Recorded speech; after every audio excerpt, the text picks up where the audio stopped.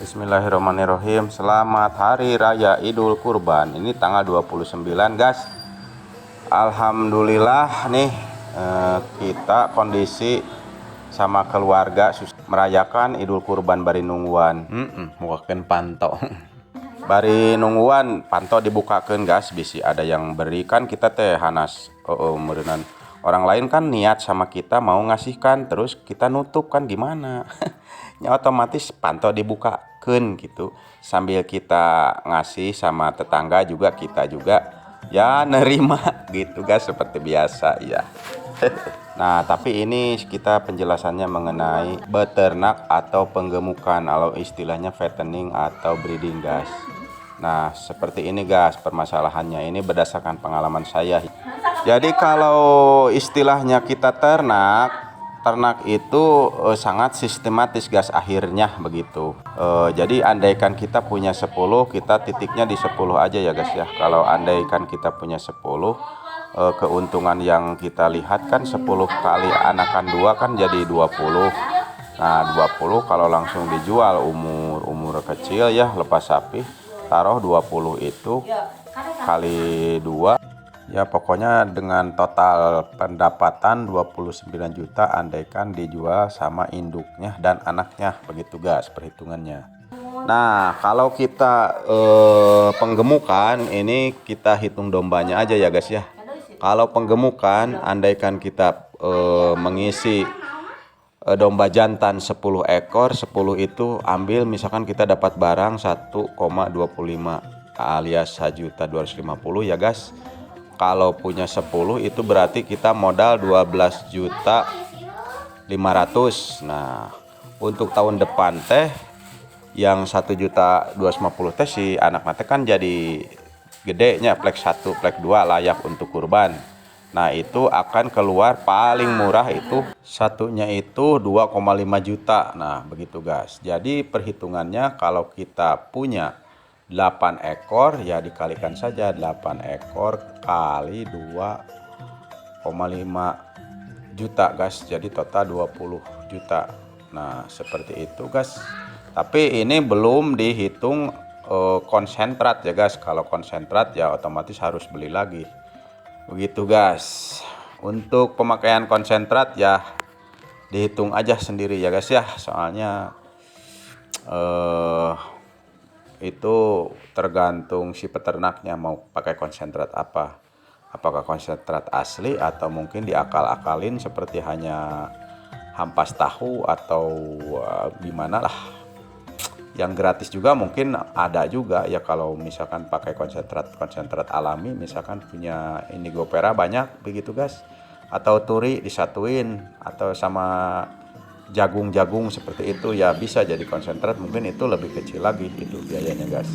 Jadi perbandingannya kalau yang breeding itu pendapatan kotornya sebanyak 29 juta, modal kembali kalau jadi dapat disimpulkan bahwa gede mana cenah lamun breeding yang fatteningnya berdasarkan data saya mah, guys, gede keneh ternak. Kemudian keunggulan ternak adalah kita sistematik sekali, guys. Andaikan udah punya indukan dan udah punya pamacek sendiri begitu, guys, untuk periode 2, 3, dan 4-nya itu semakin mudah gitu, guys, karena mungkin sudah ada alurnya ya, udah ada endingnya lah, udah ada jalannya. Tetapi kalau fattening kita itu nyari indukan, kita itu nyari bakalannya atau petetannya itu yang harga masuk, misalkan kan sebenarnya itu 1,25 juta per ekor itu yang baru 2 bulan porot susu itu aduh sulit sekali dicari karena petani juga lebaran, guys, kalau dijual murah mah. Nah, begitu. Jadi keadaan di lapangan itu kalau mendapatkan anak domba petetan 1,25 teh termasuk susah lah. Yang banyak itu ya standar lah, yang 15 atau 1,8 juta. Nah, seperti itu. Tapi kan kalau keuntungannya semakin kecil kalau beli anakannya atau bibitannya mahal begitu, guys. Kemudian Kalau penggemukan biasanya di pakan itu jor-joran gas, atau seolah-olah diporsir, kita itu nilai protein ditinggikan. Kalau breeding kadang-kadang tidak pakai konsentrat juga jadi juga gas. Justru kalau untuk jangka panjang itu lebih aman sama rumput. Soalnya basicnya tetap bahwa kambing itu atau domba itu adalah rumenansia, pemakan rumput. Andaikan dirubah menjadi pakan-pakan yang protein tinggi, itu justru kalau jangka panjang jadi jelek guys. Ya mungkin saja susah beranak atau bagaimanalah seperti itu guys. Soalnya penelitian menunjukkan bahwa untuk jangka panjang sebaiknya domba dikasih hijauan seperti itu guys. Kalau konsentrat itu sebenarnya ya untuk menaikkan bobot domba lah. Jadi kalau untuk dijual misalkan untuk kurban kan harus mendongkrak berat bobot guys dagingnya. Jadi kepaksa harus pakai konsentrat seperti itu guys. Ya ini berdasarkan penelitian saya begitu guys. Jadi lika-likunya itu ya di 10 ekor sajalah, jangan ribuan. Soalnya kalau 10 ekor udah dapat ya mungkin untuk ngitung 10-20-nya kan gitu-gitu aja lah.